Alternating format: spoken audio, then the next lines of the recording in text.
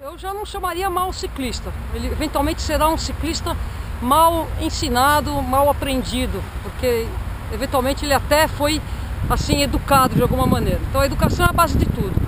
Então eles são indefensáveis, em especial se eles causam algum tipo de transtorno, algum acidente, alguma coisa que possa dar algum problema maior. E eles são bastante danosos quando se refere à mobilidade dos pedestres. Quer dizer, esses ciclistas que não se comportam de acordo com as regras, eles prejudicam a fluidez e a dignidade do pedestre. Por outro lado, olha só, eu vou colocar um texto que eu não quero que ele seja editado, porque ele pode ser mal compreendido. As regras que nós obedecemos nas ruas do nosso país, elas foram feitas para organizar o trânsito dos automóveis.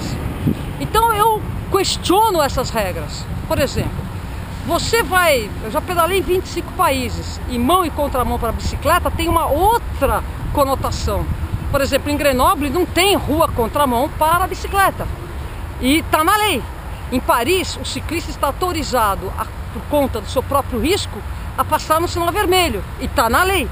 Então, a gente também tem que entender que as leis que nós somos obrigados a obedecer, elas atendem elas estão para favorecer a fluidez e a rapidez dos automóveis.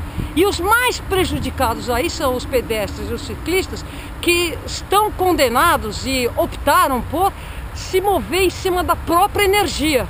Então não tem sentido você ter que dar uma volta no quarteirão para poder não pegar 100 metros na contramão quando está de bicicleta, e não tem sentido você ter que fazer 100 metros a mais, 50 metros a mais para atravessar uma rua porque você está a pé.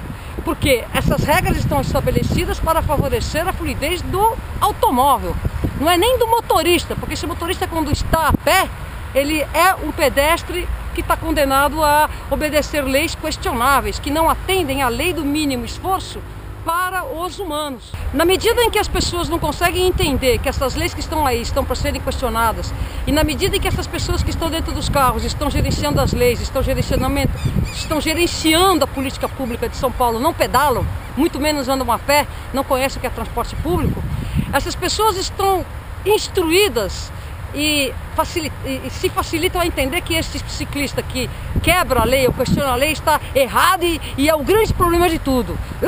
Aquela histeria, porque essas pessoas não vivenciam o outro lado. Então, esse ciclista, ele eventualmente corrobora para um preconceito violento, que é o que está acontecendo agora em função de todos